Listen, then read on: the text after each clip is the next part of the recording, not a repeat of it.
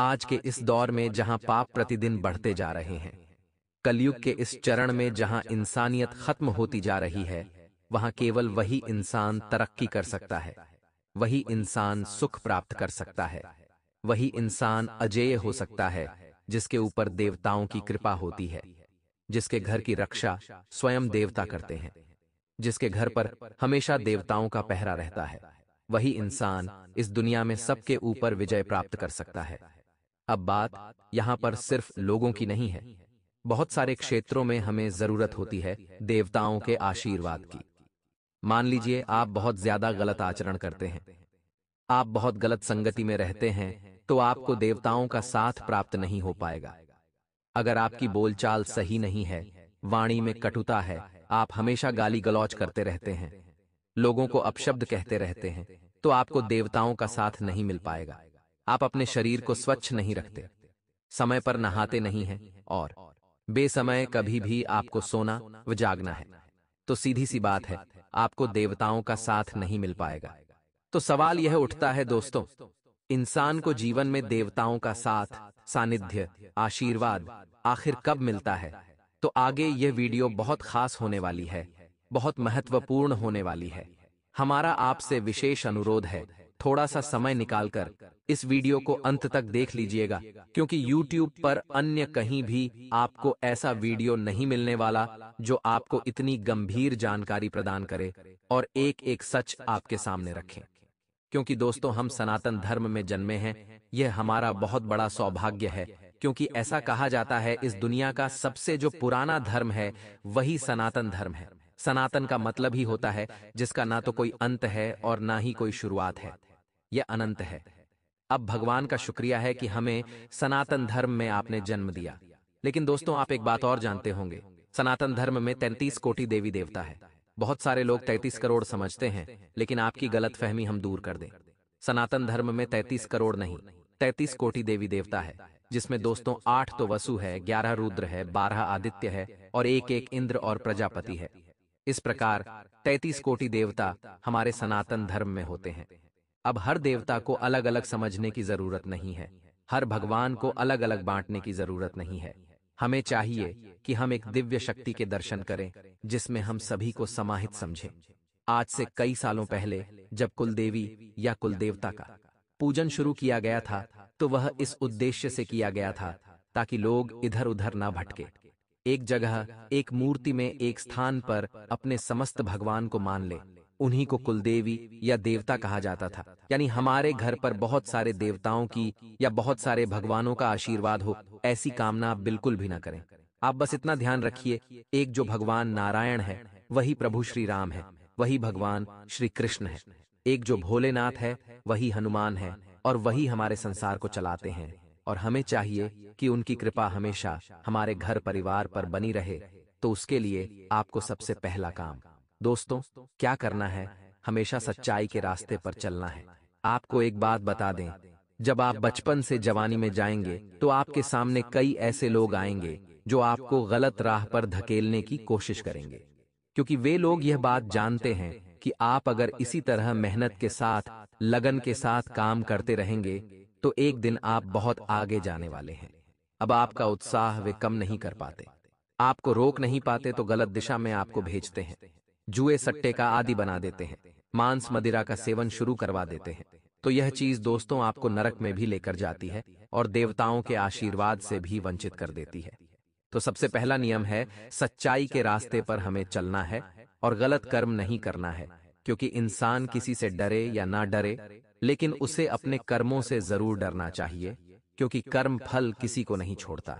इंसान को उसके कर्मों का फल जरूर मिलता है। इसलिए हमेशा इंसान को चाहिए कि वह शुभ कर्म करे। आपके घर पर देवताओं का पहरा तभी होगा जब आपका घर साफ सुथरा होगा, स्वच्छ होगा, घर में गंदगी नहीं होगी। और खास तौर पर बहुत सारे लोग अपने घर में मांस का सेवन करते हैं, या यूं कहे तो नॉनवेज बनाते भी हैं और घर में ही खाते भी हैं।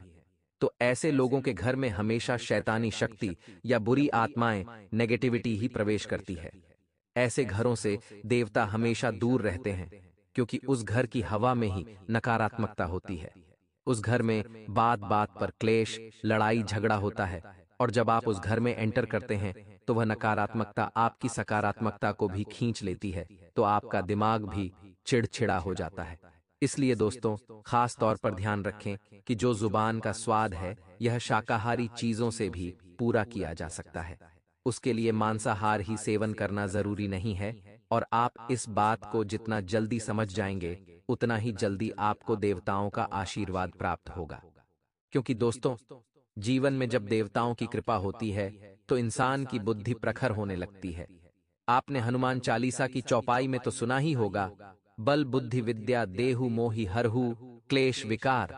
यानी जिस इंसान के ऊपर हनुमान जी की कृपा हो जाती है, देवताओं की कृपा हो जाती है, उसके पास बल भी होता है, उसके पास विद्या भी होती है, और बुद्धि भी उसके पास जबरदस्त होती है। साथ ही साथ उसके मन के जो विकार होते हैं, जो क्लेश होते हैं, वह अपने आप ही स्वतः दूर हो जाते हैं।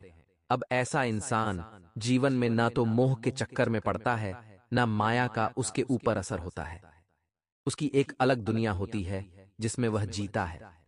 ना उसे कोई परेशान कर पाता है, ना उसे कोई छेड़ पाता है, ना उसकी कोई बराबरी कर पाता है, ना उसकी कोई तुलना कर पाता है।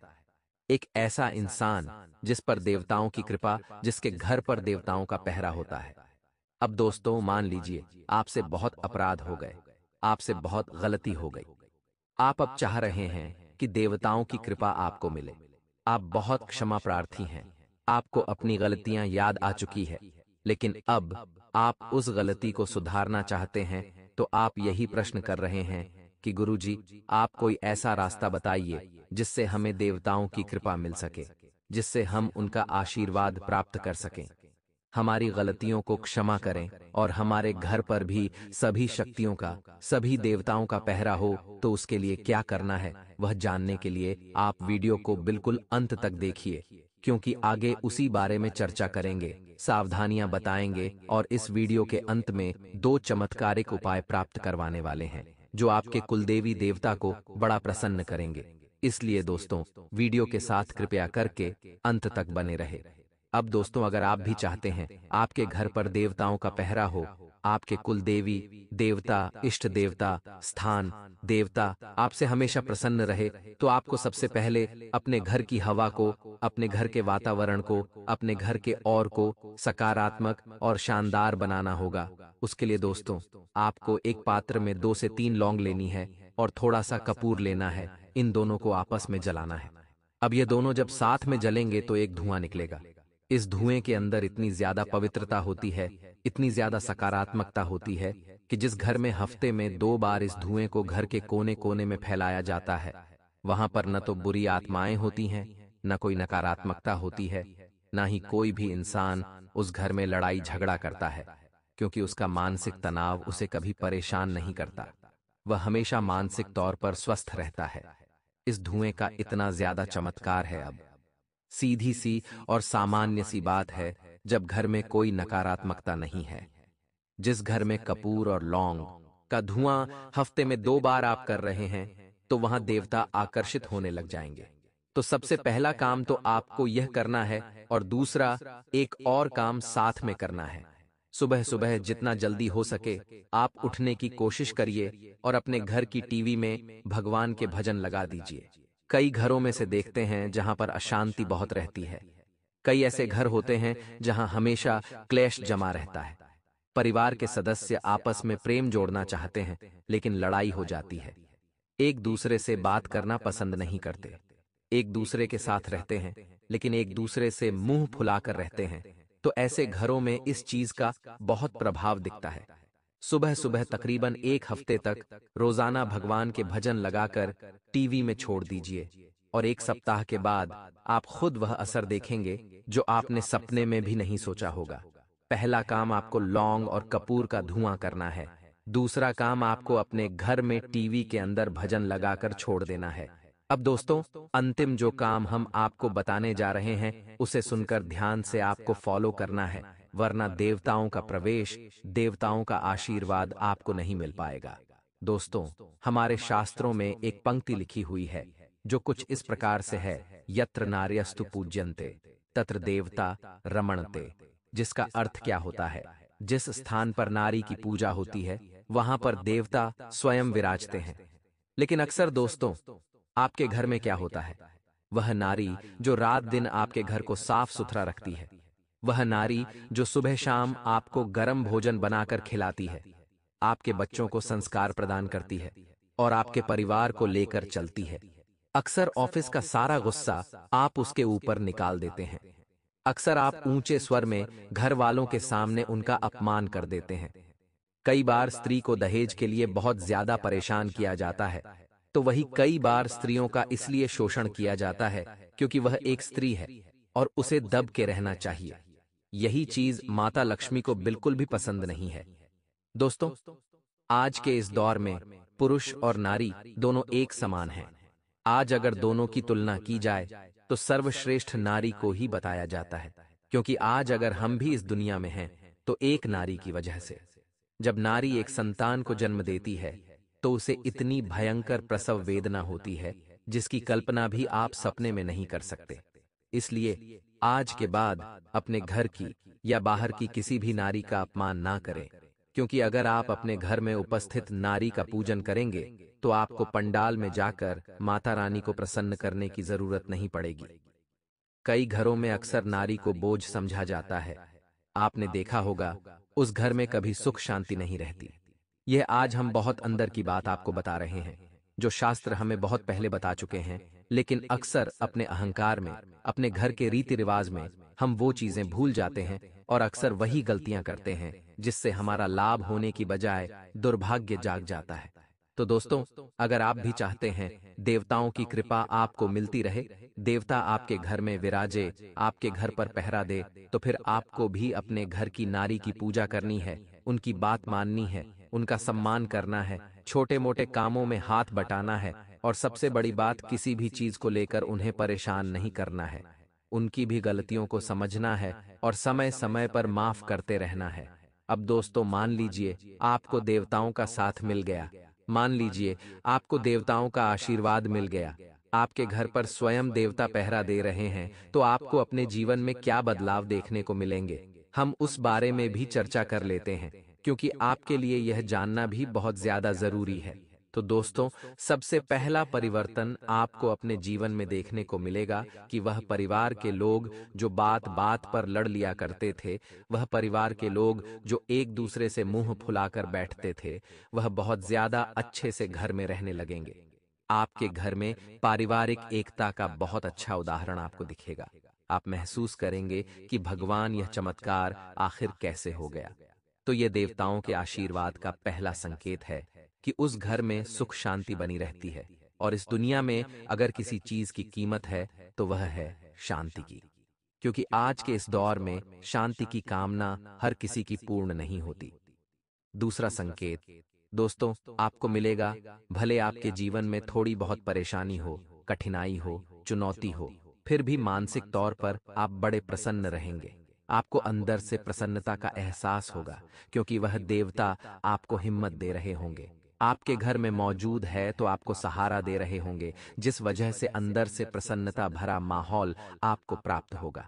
आप देखेंगे कि घर के मुख्य द्वार के बाहर, रोड पर या आपके आंगन में गाय गोबर कर कर चली जाएगी, या फिर दोस्तों घंटों तक गौ माता आपके द्वार पर बैठी रहेगी, जिससे समझ आता है कि यह जो घर है यह बड़ा पवित्र घर है, यहाँ देवताओं का वास है, और गौ माता में तो 33 कोटि देवी देवता निवास करते हैं। तो आपके घर के बाहर अगर गौ माता बैठी रहती है तो आपके ऊपर जरूर देवताओं की कृपा है। इस बात को बिल्कुल भी नजरअंदाज हमें नहीं करना है। इसी के साथ साथ दोस्तों, आप महसूस करेंगे कि सूर्य की किरणें आपके घर में पहले से थोड़ी ज्यादा बढ़ गई है, क्योंकि जिस इंसान के घर में नकारात्मकता होती है, शैतानी शक्तियां होती हैं, वह अंधकार ही अंधकार होता है। लेकिन जहां सकारात्मक होती है, देवताओं का वास होता है, वहां पर सूर्य की किरणें भी आती है और देवताओं का आशीर्वाद भी बना रहता है। लेकिन दोस्तों, मान लीजिए कोई देवता हमसे नाराज हो गए हैं, रुष्ट हो गए हैं, हमारी कुलदेवी देवता की कृपा हमें नहीं मिल रही, तो क्या उपाय हमें करने हैं वह अब आगे हम आपको बताने जा रहे हैं। तो जितने भी लोगों ने वीडियो को यहाँ तक देखा है वह काफी भाग्यशाली है, लेकिन अगर आपको सौभाग्यशाली बनना है तो यह 2 उपाय सच्ची श्रद्धा से कर लीजिएगा। जिंदगी भर आपको कभी पैसों की कमी नहीं होगी। आपके पितृदेव, आपके कुलदेव आपके ऊपर ऐसी कृपा बरसाएंगे कि आपकी हर एक मनोकामना पूर्ण हो जाएगी। कुलदेवी या देवता की अपार कृपा पाने के लिए उनके स्थान पर जाएं और एक साबुत नींबू के को अपने ऊपर से 21 बार उतार लें। इसके बाद इसके 2 भाग करके अलग अलग दिशा पर फेंक दें। इसके बाद कुलदेवी या देवता से क्षमा मांगकर पूजा पाठ कर लें। कुलदेवी या देवता के स्थान पर जाकर एक साबुत नींबू लें और उसको अपने ऊपर से 21 बार वार कर उसे 2 भागों में काटकर एक भाग को दूसरे भाग की दिशा में और दूसरे भाग को पहले भाग की दिशा में फेंक दें। इसके बाद कुलदेवी या देवता से क्षमा मांगकर वहां अच्छे से पूजा पाठ करें या करवाएं और सभी को दान दक्षिणा दें। कुलदेवता की पूजा करते समय शुद्ध देसी घी का दिया, धूप, अगरबत्ती, चंदन और कपूर जलाना चाहिए। साथ ही प्रसाद स्वरूप भोग भी लगाना चाहिए। कुलदेवता को चंदन और चावल का टीका अर्पण करते समय ध्यान रखें कि टूटे हुए या खंडित चावल ना हो। कुलदेवता को हल्दी में लिपटे पीले चावल पानी में भिगोकर अर्पण करना शुभ माना जाता है। पूजा के समय पान के पत्ते का बहुत महत्व है, जिसके साथ सुपारी, लौंग, इलायची और गुलकंद भी अर्पण करना चाहिए। कुलदेवी या देवता को पुष्प चढ़ाते हुए आपको इन्हें पानी में अच्छी तरह से धोना चाहिए। सभी देवी देवताओं की पूजा जिस तरह सुबह शाम की जाती है, उसी तरह कुलदेवी और देवता की पूजा भी दीपक जलाकर करनी चाहिए।